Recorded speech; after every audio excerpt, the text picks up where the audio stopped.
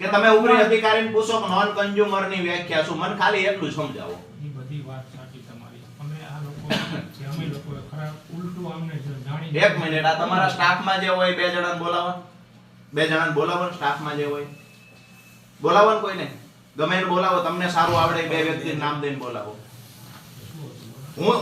હું તમે બે તમારી હાજરીમાં પૂછું નોન કન્ઝ્યુમર નો અર્થ શું છે, તમારા ઉપલી અધિકારી કાર્યપાલક ઇજનેરને પૂછો નોન કન્ઝ્યુમર નો અર્થ શું. ટોટલ સ્ટાફ એવું કહે છે કે ગ્રાહક નથી, સર્વે નંબર ઉપર કનેક્શન ધરાવતા નથી અને નોન કન્ઝ્યુમર કહેવાય. આની સાથે તમે સહમત છો? તો આ અધિકારીની ભૂલ છે, એમાંય સહમત છો? અધિકારીએ શું કઈ રીતના પેલું ટ્રીટ. સાહેબ તમે હાજર હતા, ટ્રીટની વાત આપણે ભૂલી જઈએ, દંડ એને જેવડો આવવો હોય એવડો આવ્યો. મારી વાત એટલી છે કે એ કન્ઝ્યુમર નથી એવું જે ચેકિંગ શીટમાં લખ્યું છે, આ ભૂલ છે ખરી? આ ભૂલ છે. આ ભૂલમાં એ ખેડૂત 2.5 લાખનો વધારાનો દંડ ભરશે. ઈ જો સહમત એવું કર્યું નાના કરતા પેલું બીજું પેલું કરે તો એ વધી જાય દંડ પાછો. જે થશે એ અમે કાયદેસર જ કરશું સાહેબ, એમાં હાલી જશું. એમાં તમે જે મને કહેવા માંગો છો હું આખી વાત સમજુ છું.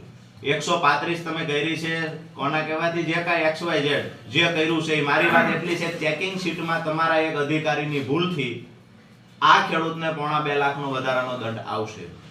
આ તો માનો છો ને? આ તમે માનો છો, સારી વાત છે કે આટલી ઈમાનદારી બચીશ તમારામાં કે તમે સ્વીકાર્યું કે અમારા અધિકારીની ભૂલથી આ ખેડૂતને 2.5 લાખનો દંડ વધારાનો આવશે. હવે આ મુદ્દે તમે શું કરી શકશો એ કહો.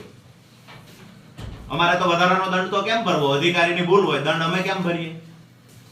આ મુદ્દે ઉપરી અધિકારીને તમે વાત કરો. તમે વાત કરો સાહેબ, તમે નાયબ ઇજનેર છો અહીંયા. એક વાત નક્કી છે, આજે 10 જણા આવ્યા છે, કાલે 1000 જણા આવશું સાહેબ, કારણ કે આ કઈ ખોટા દંડ તો કોઈ ભરવા નથી. તમે પોતે સ્વીકારો છો કે અમારા અધિકારીની ભૂલ છે, તો અધિકારી તમારો ભૂલ કરે